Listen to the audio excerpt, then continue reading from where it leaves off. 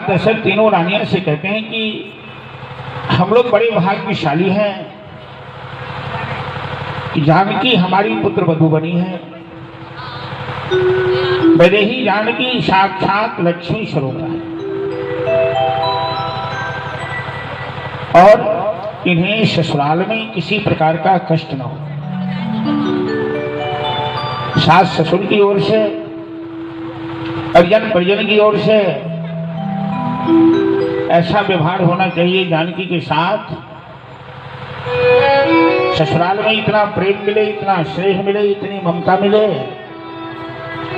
कि जानकी अपने माता पिता को भूल जाए, अपने मैके को भूल जाए। जैसे आंख में पुतली की हिफाजत पलक गिर गिर करती है, रखो आंख ही में पूतल आ गई। इसी तरह से जानकी की सुरक्षा अवधपुर में होनी चाहिए।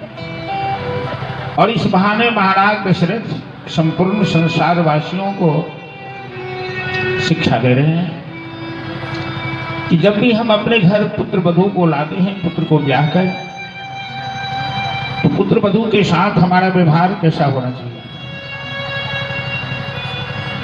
पुत्र वधू के साथ हमारे सबके व्यवहार केहन हेबाक चाहिए।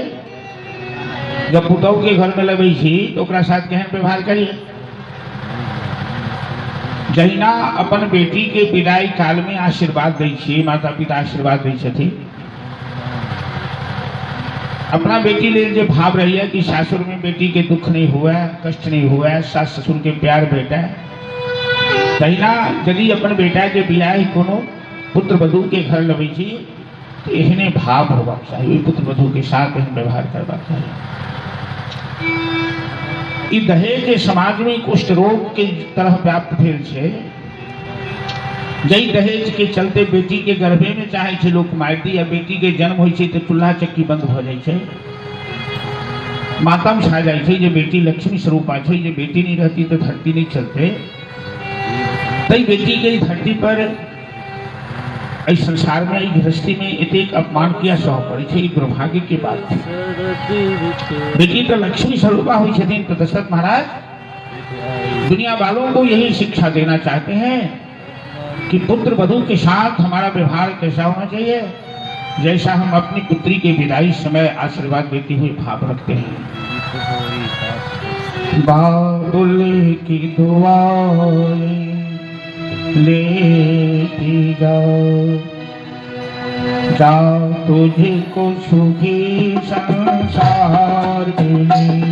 बाबुल की दुआएं लेती जाओ, जा तुझको सुखी संसार मिले। मैके की कभी ना याद आई, ससुराल में इतना प्यार मिले।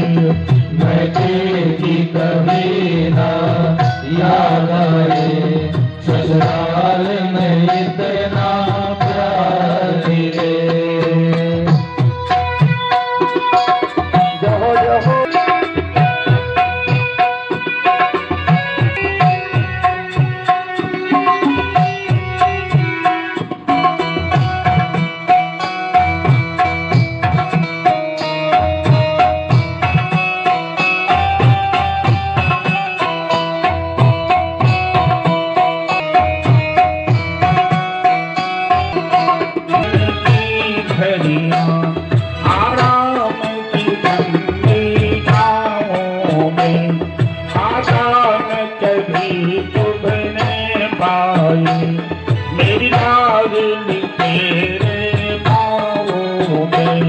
जिस घर में कदम पड़े तेरे, उस घर में भरा भंडार मिले।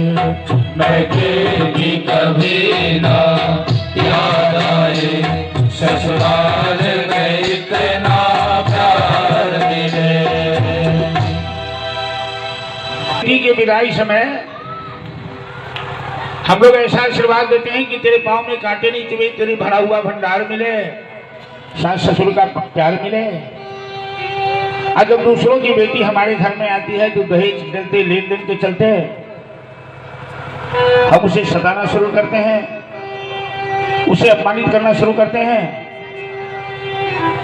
तो घर आए लक्ष्मी को यदि अपमानित कीजिएगा तो असली लक्ष्मी कहेगी जय श्री कृष्ण मैं तो चली।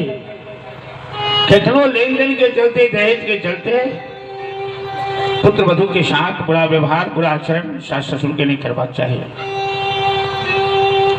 ये बात सबके याद रखना चाहिए कि आज हम शास्त्री तक एक दिन हमू कन्या बन गए रही, कैली हो कन्या फिर सास बनती, ये तो परंपरा है। लेन देन के चलते, दहेज के चलते गृहस्थी में, दाम्पत्य जीवन में ये कांटा बोई थी, ये कलह पैदा करी थी, बाद में उनका पछताए के अलावा किसने हाथ लगे। 12 साल राम अयोध्या में रह रहा,